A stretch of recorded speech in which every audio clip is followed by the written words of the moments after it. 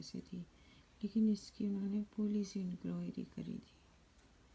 Sorry appointment letter ad hoc पे रखते हैं पहले, फिर वो चल जाती है आपकी, पता नहीं क्या था, लेकिन ये मेरी लेटर आई थी। और इसका मेडिकल एग्जामिनेशन करके ज्वाइन करना था मेरे को। इसकी डेट करती है, देखती हूँ डेट करती है इसकी। 2 पेजेस की लेटर थी ये, घर पे आई थी रजिस्टर। और ये है प्रिंसिपल इस ये ट्रेनिंग को यहाँ पे उसको भेज दो जहाँ पे करवाना होगा ये test. Director of schedule castes and backward classes department Haryana, इसने भेजी थी लेटर ये। चंडीगढ़, डेट चंडीगढ़, पता नहीं कौन सी डेट है ये। 90 की बात है। डेट भी लिख रहे थे ना, लेटर भी नहीं लिखनी आती थी उनको। तुम डेट तो लिखो इस, डेट कहाँ गई? ये है 91 कुछ ऐसा है यहाँ पे डेट लग रही है ये मेरे को। मार्च 91, पता नहीं क्या है ये, डेट ही नहीं समझ आ रही। ये रखा 4/11/91। तब मेरी एज कितनी थी? 35 थी एग्जैक्टली 35। इसकी मैंने इंटरव्यू दी थी चंडीगढ़ जाके,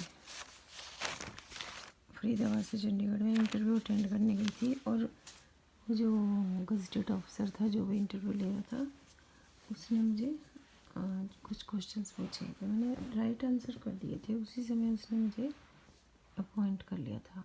मतलब उसने मुझसे बताया नहीं था मुझे कि यू आर अपॉइंटेड। और कैंडिडेट्स की उसने इंटरव्यू ली। और फिर मेरे घर में लेटर आई ये वाली कि ज्वाइन कर लो। और मैं 2 बच्चों को लेके अपना घर बनाऊं वहाँ पे 9 मंथ्स के लिए। उसके बाद क्या होगा क्या राम जाने। और मैं डीएवी स्कूल में काम करती थी, वहाँ मुझे मिलते थे 1800 रुपये। 1800 रुपये मिलते थे शुरू में, फिर थोड़े से बढ़ गए थे 3 साल में, 200-400 बढ़ गए थे। लेकिन जब मैंने 3 साल जॉब की ना वहाँ पे, उसके बाद मैं हमारी पानीपत ट्रांसफ़र हो गई। तो वो ना प्रोविडेंट फंड काटते थे सैलरी में से, तो कटा के इतने मिलते थे।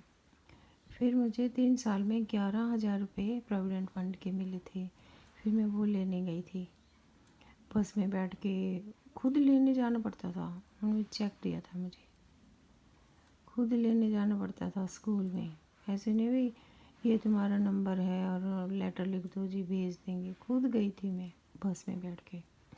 जाने आने में 100 रुपये तो खर्च हो गए होंगे। और जो दिहाड़ी लगी पूरा छुट्टी लेके स्कूल से, पर मेरे को अच्छा लगा था। मैं गई थी जब वहाँ पे, जाना अच्छा लगा था। मैं अकेली गई थी और फिर रात हो गई। सुबह गई मैं और रात हो गई, तो शाम को मैं अपने कॉलोनी में गई तो सब ने मुझे इतना प्यार से अपने घर बुलाया। पहले मैं गई थी उनके घर, हाँ स्कूल से मैं बस में चली गई कॉलोनी में। बस में मेरी फ्रेंड जो थी वो अपने घर ले गई, और फिर अपने घर मुझे उसने खाना खिलाया। मुझे अभी तक याद है। वो ना अब कनाडा में रहती है, उसके हस्बैंड बड़े खड़ूस हैं। उसको मैंने कितनी बारी मैसेज किया, उसके हस्बैंड का फ़ोन था हमारे पास, तो उसको कितनी बार मैसेज किया कि पिंकी, उसका नाम पिंकी है कि क्या नाम था उसका, उसका नाम पिंकी कहते थे उसको, क्या था मैं भूल गई उसका नाम। सतविंदर, हाँ उसका नाम सतविंदर था, सतविंदर कौर। सरदारनी थी वो, पर बहुत सुंदर थी वो।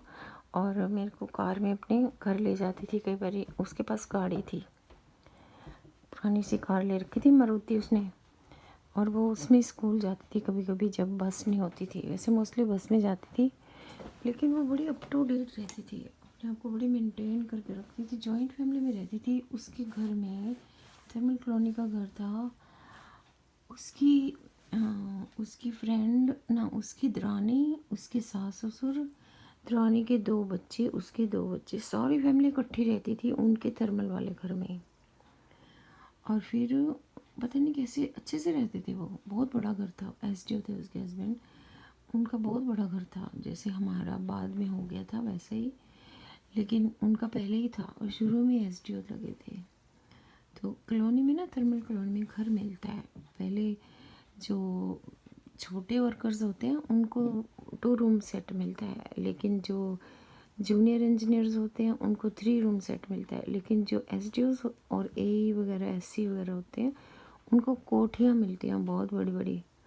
और वो कॉलोनी में सब तरह के घर बने हुए थे। और उस कॉलोनी में स्कूल भी था जो जिसमें कोई नहीं पढ़ाता था, वो गवर्नमेंट स्कूल था, लेकिन सब ने बाहर ही डाले हुए थे बच्चे अपने। किसी ने डीएवी में, किसी में एपीजी स्कूल में, किसी ने एसडी स्कूल में, बहुत सारे स्कूल्स थे वहाँ पे, private public school. Government school में कोई नहीं पढ़ाता था, कुछ एफिलिएटेड स्कूल थे, जैसे हमारे पटियाला में भी होंगे ना कुछ एफिलिएटेड स्कूल्स, जैसे फील खाना स्कूल था, 32 नंबर स्कूल था, और कौन सा था वहाँ पे, सनातन धर्म एसडी स्कूल। वहाँ पे कई तरह के स्कूल थे जो कुछ अच्छे भी बन जाते थे, और कुछ गवर्नमेंट स्कूल होते हैं, गवर्नमेंट स्कूल में कौन पढ़ाता है, और उसमें भी नहीं पढ़ाता था कोई भी। तो वहाँ पे एक एसडी स्कूल था, विद्या मंदिर स्कूल था, एक था एंथोनी स्कूल, ऐसे बहुत सारे स्कूल्स थे। तो उन्हीं में बच्चे, थर्मल के सारे बच्चे पब्लिक स्कूल्स में पढ़ते थे। तो हमारा बेटा भी डीएवी स्कूल में पढ़ता था, सबसे अच्छा स्कूल था वहाँ का उस ज़माने में, जिसमें हमने अपने बच्चों को डाला था, दोनों को डाला था। पहले तो बुलबुल मेरे बेटे को डाला, फिर गुड़िया को हमने छोटे स्कूल में डाला हुआ था जो पास में ही था, वो 5 साल की थी। वो भी हॉली चाइल्ड स्कूल बड़ा अच्छा था। उसकी रानी उस होली चाइल्ड स्कूल में प्रिंसिपल थी, और प्रिंसिपल को 500 रुपये देते थे, जो टीचर से उसको वो 200 रुपये देते थे। देख लो, मैं भी गई थी एक बार उस स्कूल में काम करने। 2 दिन मैंने काम किया, मुझे बुखार हो गया। 200 रुपये भी रखा था उन्होंने MA B.Ed को। पर 1977 में ना 1979 में 200 रुपये भी बहुत होते थे। तो खाली से घर में बैठने से मैं अपने बेटे को अपने साथ ले गई। मैंने कहा इसको भी मैं यहीं पे एडमिशन करा दूँगी। वो 4 साल का भी नहीं था तब, छोटा सा था, मेरे पीछे पीछे घूम रहा था सारी क्लासेस में। 81 की बात है, हाँ 81 नहीं 80 की बात है, वो 2 साल का होगा। मैं पीछे पीछे घूम रहा था, मेरे पास ना कोई ढंग की साड़ी, ना मेरे कोई पर्स मेरे पास। और मैंने उसी पर्स में जो थैला सा मेरी सिस्टर ने बना के दिया था तारों का, वही लेके मैं चली गई। उसमें मैंने एक एप्पल रख लिया और एक पेन रख लिया, और पता नहीं क्या क्या रखा। और मेरे बेटे ने एप्पल खाया, वो रोटी भी लेके गई थी शायद मैं। तो उसी की चिंता थी मेरे को कि मैं इसको लंच में कुछ खिला दूँ। और वो मेरी क्लास में बैठा रहा, मेरे पीछे पीछे घूमता रहा, और मैं क्लास को संभालती रही। उसमें दूसरी क्लास दे दी उसने मुझे वो 5वीं तक स्कूल था। मैंने सारे बच्चों को चुप करके बिठाए रखा, और पूरा दिन मैंने काम किया 8 बजे से 1 बजे तक अपने बच्चे के साथ। छुट्टी हुई, आधी छुट्टी हुई तो मैंने उसको रोटी खिला दी। तो फिर उसे लगता है, मुझे लगा उसे भूख लगी है, मैंने उसे एप्पल दे दिया। वो क्लास में ही खाता फिरे, एप्पल को दंदियाँ मार मार के। अभी तक मुझे वो क्लास में सीन याद है कि वो एप्पल खा रहा था क्लास में बैठा बैठा। और क्योंकि अब मैं ब्लैक बोर्ड के पास कुछ लिख रही होंगी तो वहीं पे आके खड़ा हो गया वो। लेकिन फिर मैंने कहा मैं इसको ना नर्सरी में डाल दूँगी और फिर वह वहाँ बैठा रहेगा। लेकिन तब तो मैंने एडमिशन भी नहीं कराया था, तो मेरे साथ ही रहा वो। उसको मैं लेके गई थी साथ में। लेकिन ऐसे ही जब मेरे को दूसरे स्कूल में जॉब मिली थी ना, तब मैंने उससे एडमिशन करा दिया था। वहाँ पे 320 रुपीज़ की मुझे जॉब मिली थी। और मैं बड़ी खुश, मैं 9th क्लास का पढ़ाती थी वहाँ पे। वो भी ऐसे ही पुराना सा स्कूल था, मंदिर में खोला हुआ। तो वो बड़ा खुश हुआ, प्रिंसिपल कहता है उसने ना अनाउंसमेंट की वहाँ पे कि we have MA B.Ed teachers. तो मैंने कहा एक्सपीरियंस ऐसे ही होता है, पता है, मुफ्त में भी जॉब मिले ना, मुफ्त में भी काम करना पड़े ना, ऐसे ही एक्सपीरियंस होता है पढ़ाने का। तो मैं 8th क्लास को पढ़ाती थी मैथ्स, 9th क्लास को SST पढ़ाती थी। 9th क्लास में 5 बच्चे थे बस, 8th क्लास की पूरी क्लास थी। वो 9th ना चले गए बच्चे उस स्कूल से, तो 8th तक तो उसी में भीड़ लगी हुई थी, लेकिन 9th में चले जाते थे। और स्कूलों में। वैसे वो टीचर्स जो थे बड़े मेहनती थे, अच्छे से पढ़ाते थे। मैथ्स में पढ़ाती थी और मुझे कुछ समझ आते ही नहीं थे, तो वो प्रिंसिपल मुझे समझा देता कि इसको ऐसे सॉल्व करना है, तो फिर मैं उससे समझ के फिर वहाँ पढ़ाती थी। क्योंकि पहले ही दिन आप कैसे पढ़ा दोगे, कोई कोई सम आपको आएगा नहीं। मैंने वहाँ 1.5 महीना काम किया, उन्होंने मुझे 1 महीने के पैसे दिए, 1 महीने के भी नहीं पैसे दिए। 23 तारीख को मैंने जॉब शुरू की थी, तो 31 तारीख तक जितने पैसे होते थे वो मेरे को 88 रुपीज़ दे दिए उन्होंने। वो भी लेके मैं बहुत खुश हुई थी कि मुझे 88 रुपीज़ मिले 8 दिन के। तो फिर पहली तारीख से अगले महीने की पता नहीं पूरा महीना मैंने काम किया अगले महीने। और फिर मेरी कॉलेज में जॉब लगी। वहाँ पे एक टीचर थी, चांदना उसका नाम था। उसने मुझे बताया तू यहाँ पे नहीं पढ़ा, वहाँ पे कॉलेज में ना लेक्चरर्स की वैकेंसी है, तो वहाँ पे अप्लाई कर दे।